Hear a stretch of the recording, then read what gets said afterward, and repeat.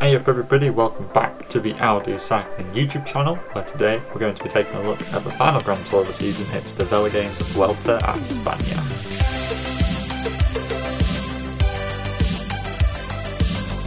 As you can tell, Primoz Roglic and Egan Bernal are the most expensive riders, which is very understandable considering that Roglic is the bookies' favourite and Egan Bernal of course won the Giro d'Italia and is looking to complete the trifecta of winning all three Grand Tours. I think that a very sound strategy would be to pick both of them, and it's something that I'm definitely contemplating doing. Of course the difficulty then is that you don't have a lot of points left over, but that doesn't seem to be a massive issue when it comes to the Vuelta because there are so many breakaway victories.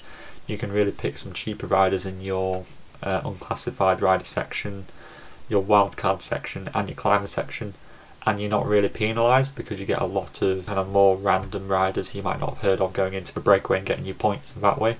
But looking through the rest of the all-rounders, I'm not very keen on Adam Yates, to be honest with you.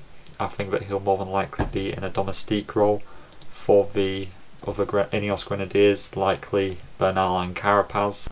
Sivakov also applies to that. More than likely he'll be serving a bit of a Geoghegan Hart role that we saw at the Tour. And Teo didn't get very many points at the Tour, so I'd avoid Sivakov and Yates more than likely, as they'll be domestiques. Sure, they might end up turning into some kind of leader role, but I'm not willing to risk the all-rounder slots, which seems a very critical area, just on like a hunch of somebody maybe going into a leader spot because their leader might crash. I think that's a bit risky. I like Mas, Mr. Consistent when it comes to Grand Tours. I think the last few Grand Tours he's just always finishing inside the top 10, usually around 5th place, 6th place, and I think that's just a very sound consistency. The 12 points, I think last year we saw at the Vuelta he was worth 18, so this is a relatively cheap Enric Mas that we're seeing. Valverde I'd never really write off because he's just so versatile. Valverde is probably not one who I'm going to pick, but I'm not going to write him off because I just know that he may just win a stage and then I'd really have to eat my words. Vlasov didn't look great at the Vuelta of Burgos recently, which is making me think that perhaps he's not the greatest pick. His team have said that he's building up and he's on track to do his GC ambition here, but they didn't even say in their press release that he's aiming for a podium, which makes me think that he's really not in that great of form. I think there are better options than him, Mas definitely being one of them. Iran, we don't actually know if he's coming yet because EF haven't released their roster yet, which is typical of EF. They do arrive late to the party. So either way, I probably wouldn't recommend Iran anyway. I think they'd be working for Carthy. Jonas Aguirre usually gets in breakaways, won a stage last year, got a couple of breaks at the Tour, so I think Jonas Aguirre is usually quite a safe option, especially in Spain. Kruijswijk probably not great, more than likely working for Roglic, and usually doesn't get that many points anyway. Mauri van Zevenant, the debutant for Deceuninck Quick-Step, one of their three climbers, the other two being James Knox and Andrea Baggioli. Van Zevenant's a bit risky just because he's never done a Grand Tour. He's had a couple of good rides this year, one of them being at the Tour of the Basque Country. But again, I think a safer option would perhaps be to save two and go with David de la Cruz, who UAE have said is going for GC. They say he's looking to aim to beat his result of 7th from last year, which I don't really see as being too likely considering that the field last year was relatively weak. I'd say that De La Cruz could definitely finish on the fringes of the top 10, but a decent time trial on the first and last day plus a couple of more top 10s throughout the Vuelta could see him actually do very good as a 6-pointer. Usually we see him upwards of 10 points, so good value for De La Cruz. Grosjean and Gorka Rizier can both do good on their day. Grosjean I'd say is better than Gorka, and Gorka I'd probably avoid. I think there's better options for you to be picking, either one of the two who I just mentioned. So yes, Bernal and Roglic. Then we've got the climber category who, like I said earlier, this is filled with guys who are going to be going into the breakaway a lot of the time, so we'll work our way down. Carapaz, how tired is he going to be? Because he's done the Tour and he did the Olympic road race, and since the Olympic road race he's going to have about 3 weeks from then until the start of the Vuelta to recover, and I'm just not sure physiologically if that's massively possible for him to peak, because he peaked it for like the Tour de Suisse. He was building up there. It's very difficult to get a peak for the Tour and then maintain that. I just think that he'll more than likely start to fade towards the end of the Vuelta. I'd much rather pick Landa or Carthy, who I think are both great options to finish on the podium. Especially Landa after that Vuelta a Burgos victory, but again Carthy won that last stage on that very steep climb and put 16 seconds into Landa. Carthy loves these steep climbs after coming from Caja Rural from a few years ago. I think both of those are fantastic options. It's really difficult to split them. I think what would dictate if you're going to pick one or the other is more, I don't know, if you're a really big Landa fan or a really big Carthy fan, or perhaps if you just need to save 2 credits and maybe you go with Carthy instead. Lopez I'd avoid, he just hasn't looked great this season. The next 4, Perdun, Bardet, Ciccone, Kuss, all fantastic options. I think the 10 pointers in this category are all very good options. Mark Perdun especially, I think a lot of people will be picking Perdun. He's got a lot of hype around him at the moment. He might even do okay on GC, like a top 15, something like that. Bardet won a stage of the Vuelta a Burgos but then faded on that last day, so maybe he might start targeting stages towards the end. Ciccone is Trek Segafredo's GC, and if you remember at the Giro, he was looking fantastic in GC. He was really pushing Bernal. He was almost like the second best climber at that race before he crashed out. So Ciccone, with the lack of TTKs, and even though the last TT is 30Ks, it's pretty hilly, I think Ciccone is a pretty good shout for finishing the top 10 on GC. And Sepp Kuss is always just pretty dangerous, to be honest with you. You get towards these cheap rounds, these are the guys who are going into the breakaways. I'm telling you right now, Aru, I've never really picked Aru, and I'm probably not going to start now, even though he finished second in GC at Vuelta a Burgos. Caruso's usually pretty safe. He usually does a decent TT on both time, on the 2 TTs that there will be at the Vuelta, and he'll finish quite high up on GC. Again, maybe a top 15, maybe a couple of breakaways. You see a lot of Bahrain guys in this category. If you notice, you've got Landa, Caruso, Haig, Perdun, Poles, and Gino Maeda. That's 6 riders in this category, which is a lot. Speaking of Haig, bit of an unknown, coming back from injury. I'd be favouring picking Caruso or somebody else from the 8-point category just because they're a bit more safe and more guaranteed to get points than Haig. The only problem that Bahrain has is that because they've got so many riders, it's difficult to pick the right one. James Knox is that second to Koenig climber. Has looked okay recently, but will obviously get more opportunities on the hilly stages because it's literally split between him, Badjoli and Van Zevenen, so he's quite likely to get in some breaks sometimes.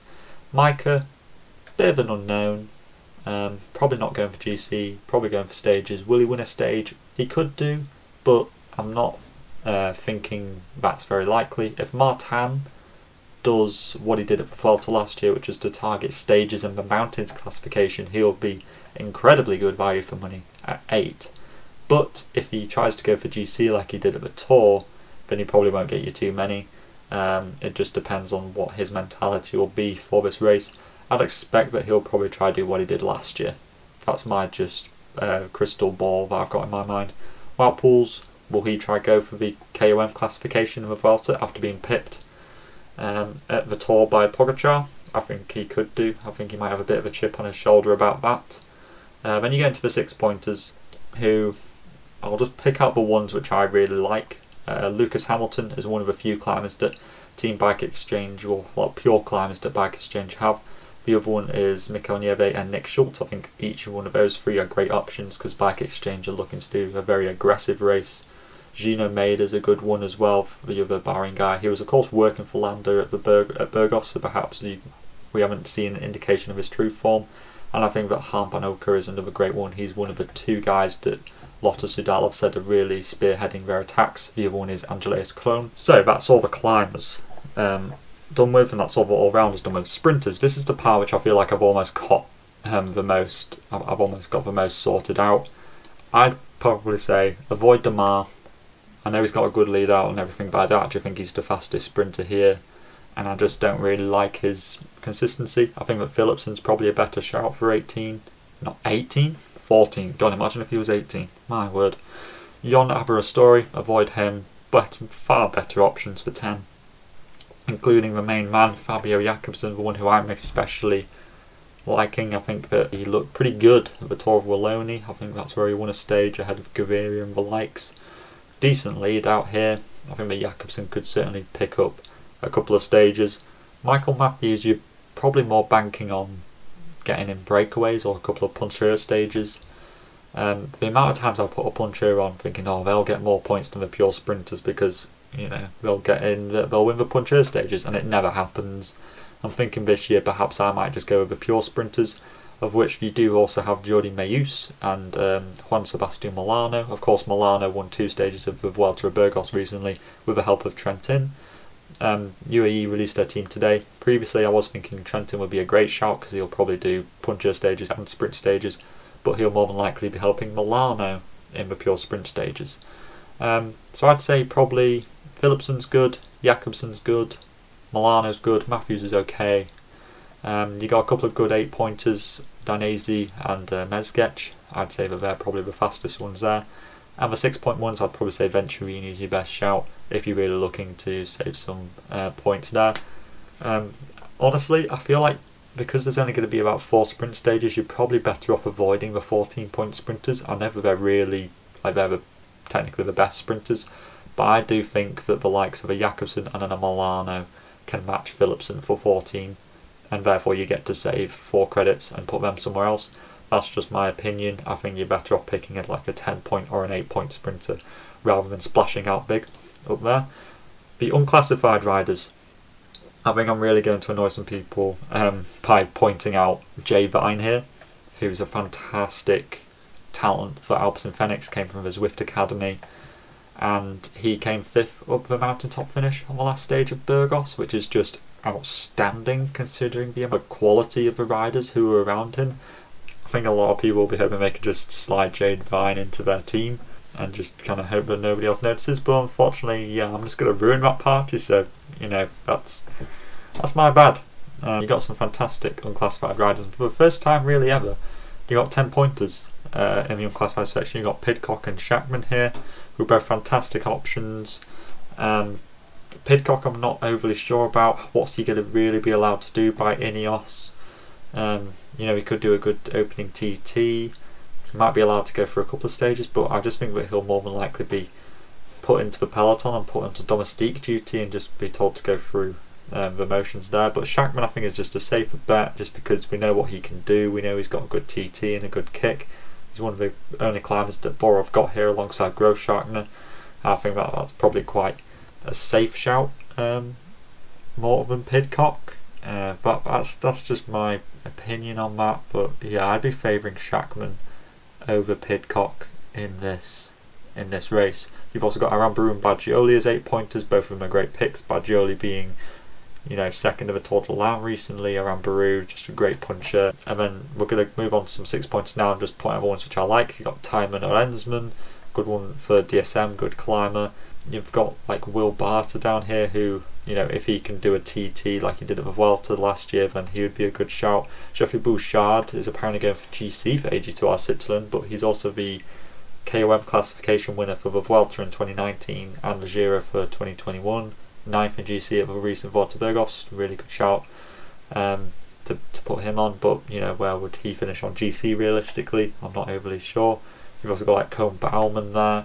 If he has a good GC like he kind of did at the Giro, but like he'll be helping Roglic more than likely. You've got Clément Champussin, another climber from AG2R Switzerland. Looking down a little bit further, Omar Fraile, great Spanish rider, loves getting in breakaways, and especially in the Vuelta, I'm sure he'll be motivated to do stuff here. Matt Holmes, climber for Lotto Soudal. Andreas Klone I really like, just because he's won 2 stages this year, one at the Volta Catalunya, another at Tour de Suisse.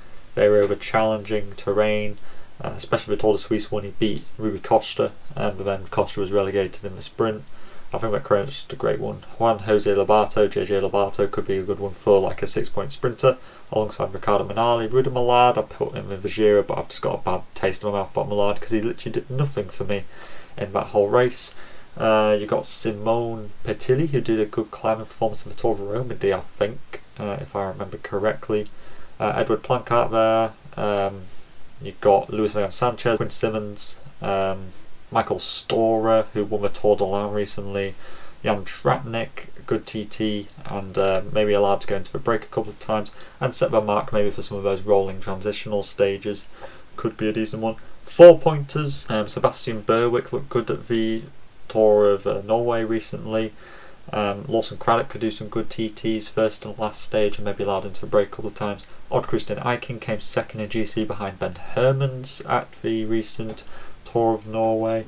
Looking down a bit further, you got Jonathan Lastra, who is a sprinter for Kaya, but they'll be working for Abra Story more than likely, so that's a bit of a risky one.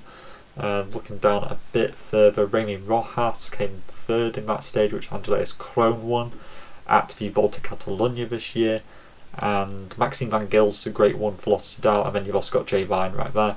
Van Gils and Jay Vine being the two main ones who I'd probably recommend you putting on your teams, and maybe another one would be probably Lawson Craddock. I reckon would be the third guy who I'd probably recommend you putting on. Of course, if you want to see which teams I'm thinking about perhaps deliberating over, then go and check out this video that I'll be posting somewhere around towards the end of this video. If you're still here and you like this kind of content, we're really close to 200 subscribers. I'd love it if we could make it to that. Also drop a like whilst you're down there, that would be just really appreciated. And yeah, I'll see you in the next video. All that's left to say is to keep your masks on, stay safe, and we'll talk to you next time. Salut!